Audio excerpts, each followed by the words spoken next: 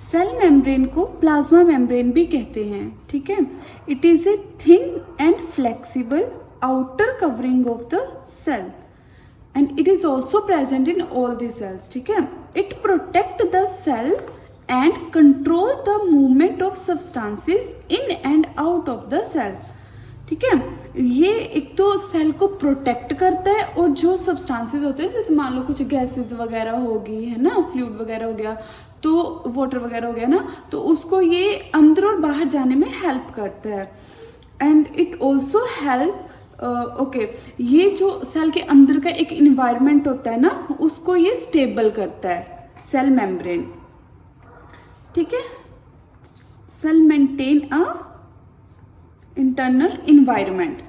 Then after that the structure of the membrane is explained by the, जो cell membrane की structure है वो explain करी थी, okay.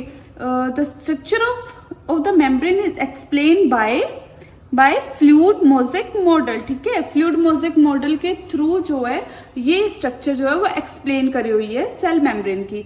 According to this model the membrane is fluid, ठीक है। जो सेल मेम्ब्रेन है ना, इस मॉडल के अकॉर्डिंग जो सेल मेम्ब्रेन है वो फ्लूइड है, मतलब उसमें मॉलिक्यूल जो हैं वो मूव करते हैं। And mosaic many different molecules are arranged together.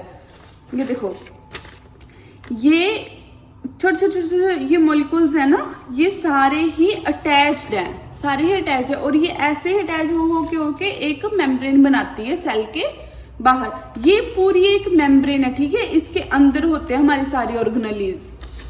Then उसके बाद यहाँ पे हम बनाएंगे स्ट्रक्चर, ठीक है। ऐसा कोई क्वेश्चन आएगा ना तो यहाँ पे हम फिर स्ट्रक्चर बनाएंगे, इसके बाद ये स्ट्रक्चर आ जाएगा, ठीक है। फिर उसके बाद हम स्ट्रक्चर को एक्सप्लेन करेंगे।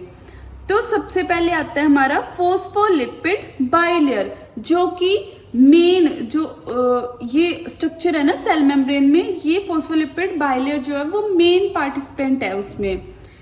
तो सबसे पहले हम लिखेंगे the membrane is mainly made of 2 layer of phospholipid molecules, ठीक है, फॉर्मिंग ए फॉस्फोलिपिड बाइलेयर। ये देखो फॉस्फोलिपिड की, ये देखो 2 लेयर्स बनी हुई, एक ये यहाँ से लेके यहाँ तक, ठीक है, फिर यहाँ से लेके यहाँ तक, ये 2 लेयर्स बनती है। तो ये देखो, ये एक सेल है ना और उसके बीच में सारी ऑर्गेनेलीज है ना। तो ये सेल को अगर हम देखें जूम करके तो हमें ये ऐसा दिखेगा, ऐसे, ठीक है। जैसे से बड़ी बड़ी ऐसे ये कर करके,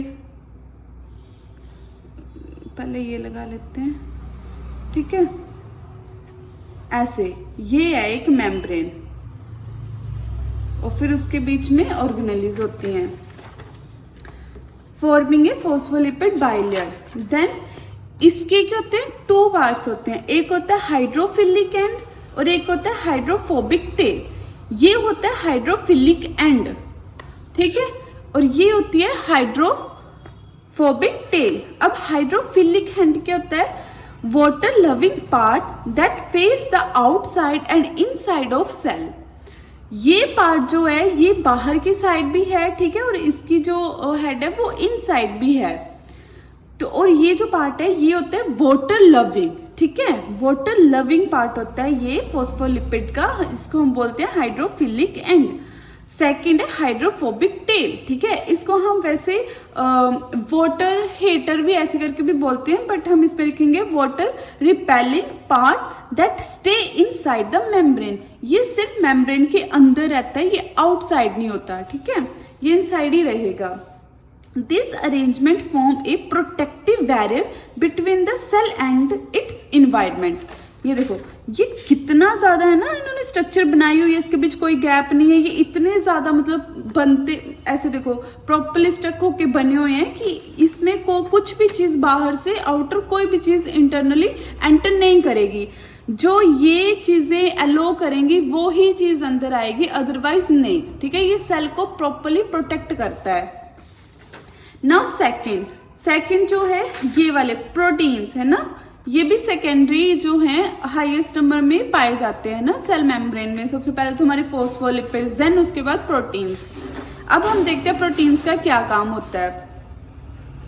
सबसे पहले protein, various proteins are placed in the membrane, ठीक है, या तो आप प्लेस्ड भी लिख सकते हो या तो आप एम्बेडेड भी लिख सकते हो, या रहने देना प्लेस्ड लिख देना आप। Various proteins are placed in the membrane like channel protein, carrier proteins and receptor protein.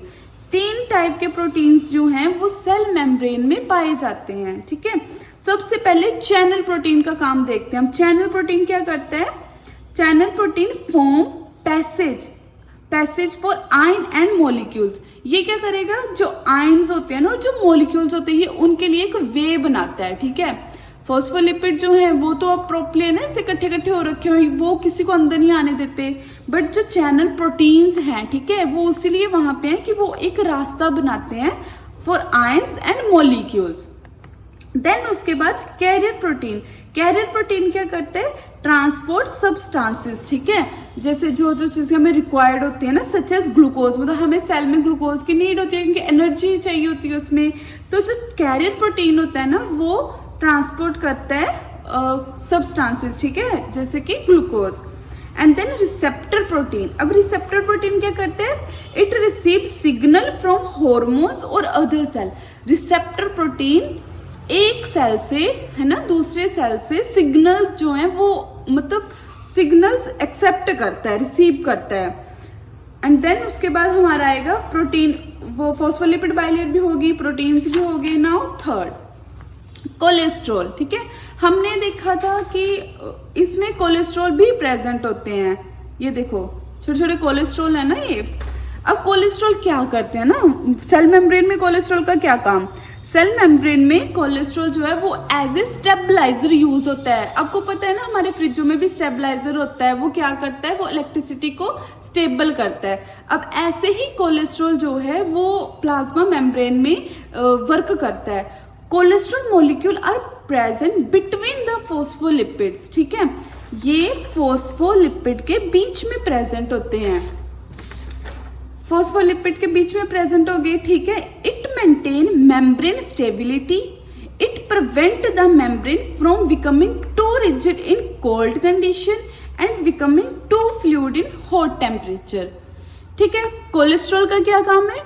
जब सर्दियां आएंगी, ठीक है, तो ये सेल को मेंटेन करता है, कहीं सेल ज्यादा ही ना जम जाए, ठीक है। और गर्मियों में ये क्या करता है कि गर्मी की वजह से कहीं सेल में से फ्लूइड जो है वो ज्यादा ही, मतलब फ्लूइडिक ना हो जाए ज्यादा। एंड देन कार्बोहाइड्रेट मॉलिक्यूल, हमने देखा ना स्ट्रक्चर में, ये देखो वाई शेप के मैंने आपको बताए थे कार्बोहाइड्रेट मॉलिक्यूल्स।